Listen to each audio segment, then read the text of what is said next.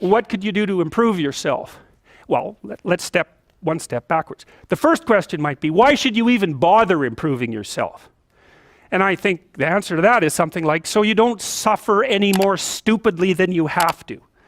And maybe so others don't have to either. It's something like that. You know, like there's a real injunction at the bottom of it. It's not some casual self-help doctrine. It's that if you don't organize yourself properly, you'll pay for it, and in a big way, and so will the people around you. Now, and you could say, well, I don't care about that, but that's actually not true. You actually do care about that, because if you're in pain, you will care about it.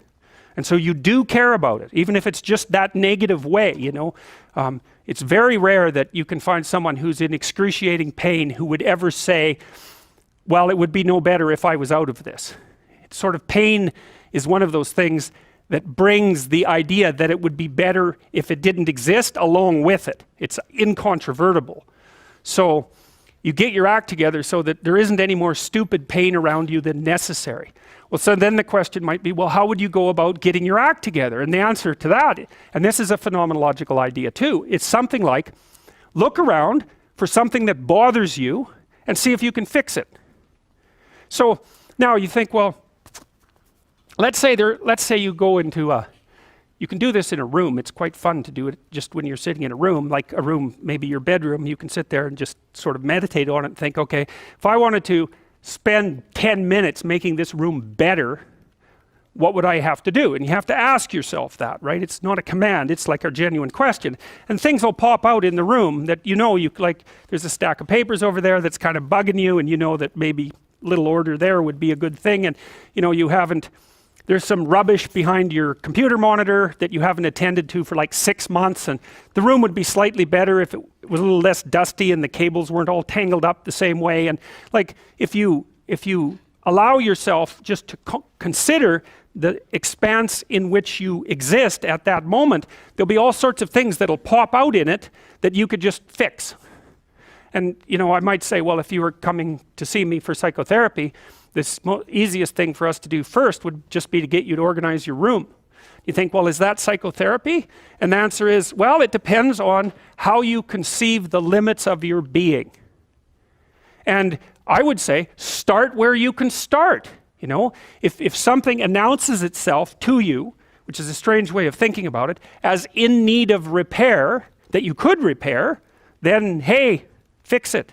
You fix 100 things like that, your life will be a lot different.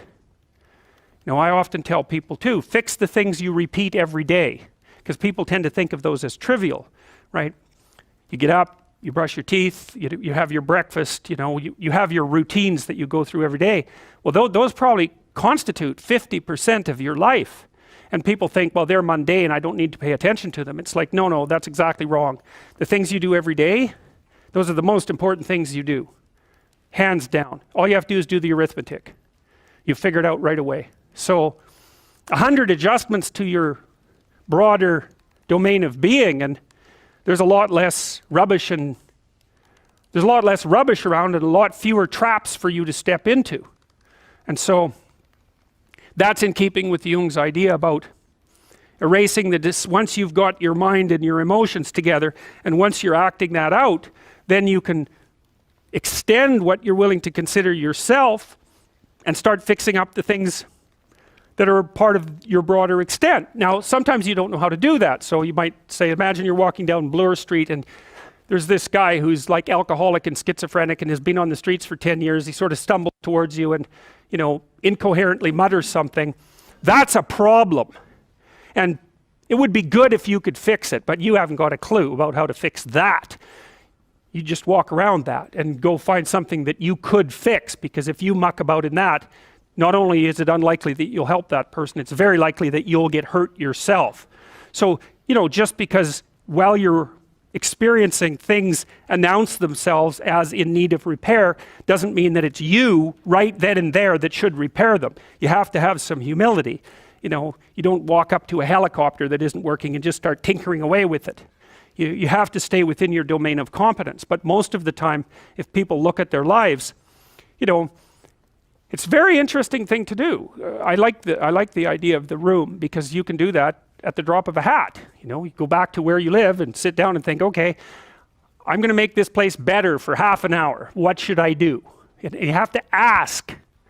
And things will just pop up like mad. And it's partly because your mind is a very strange thing. As soon as you give it an aim, a genuine aim, it'll reconfigure the world in keeping with that aim. That's actually how you see to begin with.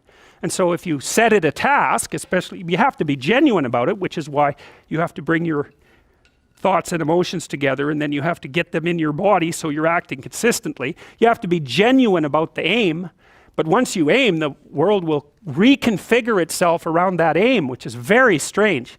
And it's technically true. You know, the best example of that, you have all seen this video where you watch the basketballs being tossed back and forth between members of the white team versus the black team, and while you're doing that, a gorilla walks up into the middle of the video and you don't see it. It's like, you know, if you thought about that experiment for about 5 years, that would be about the right amount of time to spend thinking about it. Because what it shows you is that you see what you aim at.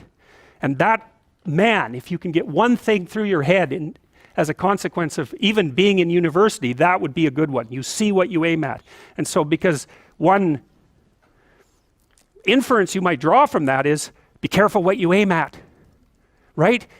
What you aim at determines the way the world manifests itself to you.